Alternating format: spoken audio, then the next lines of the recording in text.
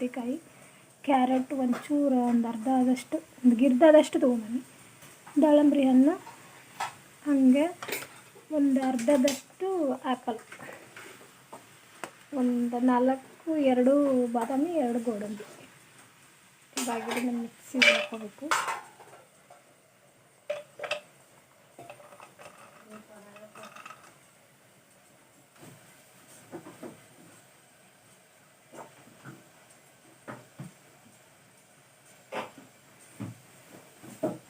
ನಾನು ಇದಕ್ಕೆ ನೀರು ಬಳಸತ್ತೀನಿ, ಹಾಲು ಹಾಕತ್ತಿಲ್ಲ ಇವತ್ತು.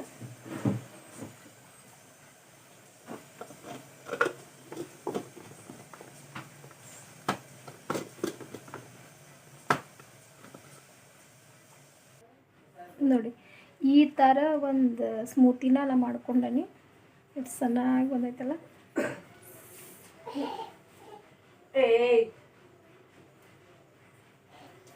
ಇವಾಗ ಇದನ್ನು ಗ್ಲಾಸಿಗೆ ಹಾಕೋತಾನೆ.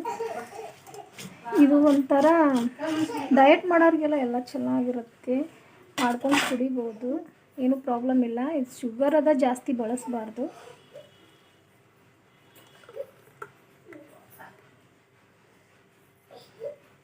ನನ್ನ ಮೇಲೆ ಏನೂ ಆ್ಯಡ್ ಮಾಡ್ತಾಯಿಲ್ಲ, ಯಾಕಂದರೆ ನಮ್ಮಲ್ಲೆಲ್ಲ ಖಾಲಿ ಆಗಿಬಿಟ್ಟಿದೆ. ನೋಡಿ ಇದೊಂದು ಇವತ್ತಿನ ಸ್ಮೂತಿ ಹೇಗಿದೆ, ಚೆನ್ನಾಗಿದೆಯಲ್ಲ.